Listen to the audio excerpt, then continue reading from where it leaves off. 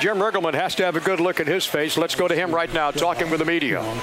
Huge, but you know, the big at bat against the left-hander that was throwing real hard, you know, that really gave us a little insurance there, and you know, that's what Adam can do.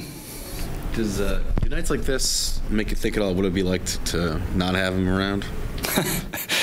You know, I don't get into that too much. You know, I've always taken the approach that whatever 25 the general manager and ownership of the club hand you, you do the best you can with them, and you know, you get attached to players and you appreciate what they do and all that. But it's you know, that's just going to be something that'll work itself out, and you know, we'll see which way it goes. But certainly he's continues to make a statement. You know, 2 years in a row now, approaching 40 home runs here, as he's done it many times before, and the 100 RBI mark again. And you know, it's you know, that's what people are looking for.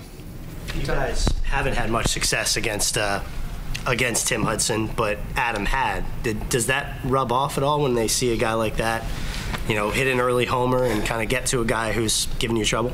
I don't know if it rubs off. I just know that you're right. You know, Adam is one of the few guys that has had some success against him. But you know, it's a great statement for these pitchers. You know, like Hudson and others. You know, Levon Hernandez. These guys who have faced the opponent that many times. It gets harder and harder to get people out when you see them as much as you do, and you play in the division so much in today's baseball that, you know, you're going to be approaching 50, 60, some guys 70 at bats against some pitchers. You know, so you get a little history on them, and it usually starts eventually leaning toward the hitter a little bit. Jim, can you talk about Jordan's outing tonight? Yeah, he did great. You know, I thought tonight was the best he's thrown. I felt that you know, in Florida he had a real good night down there, but I thought the ball was coming out of his hand better tonight. His breaking ball was better. I thought everything was real crisp. You know, just really good velocity. I thought this was the best he's thrown. He was mixing in more of his off-speed stuff. Did it look that way to you from ground? Well, he got it going earlier. A few of his outings, he really didn't get it going until the third or fourth inning. Tonight, he was, you know, he had a feel for it coming out of the bullpen. He could throw them all at any time. You know, and the times he's gotten in trouble, he just didn't have it until the damage was done. But tonight, he had it right away. Jim, it doesn't. One managers hate the term spoiler. Does it do anything for you? You know, trying to spoil the Braves? No, not at all. No, that never even enters the thought. You know, just trying to win a ball game. You know, just the umpire says play ball, and everybody's competitive juices are flowing, and you know, we just happen to be playing the first and second place teams this week. But it's a very tough challenge against all the pitching we're going to face this week. But we're just going to try to win games, and has nothing to do with what it does for the other club.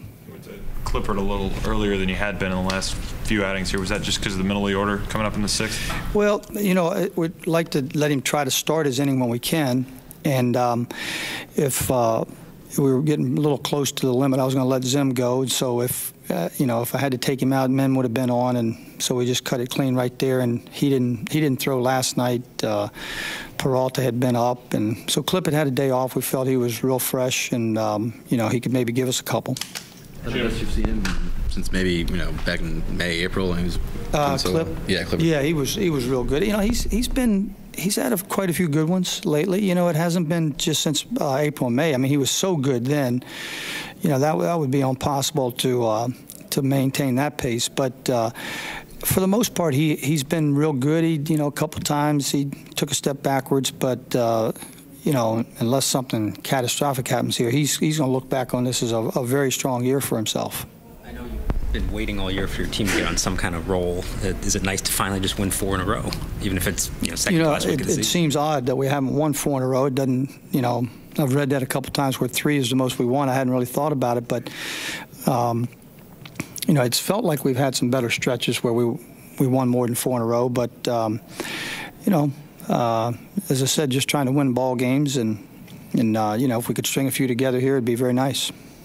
Jim, despite this being generally a pitch-to-contact staff or philosophy, the Nats wrapped up 14 K's tonight. Is that something you'd like to see more of, all other things being equal? Well, we get a lot of our strikeouts out of the bullpen, so our starters are a little bit more pitch to contact, and it's not a philosophy. It's just what they do. Strikeouts are a wonderful thing, but if you are a starter and you can get some ground balls, your pitch count doesn't get real high and all that, so that works too. But our bullpen has struck people out all year. Burnett has really picked it up in that area. Clippard has done it all year, and Peralta's got a good number of them. And so, it's a little bit odd. Most teams get most of their strikeouts out of the rotation.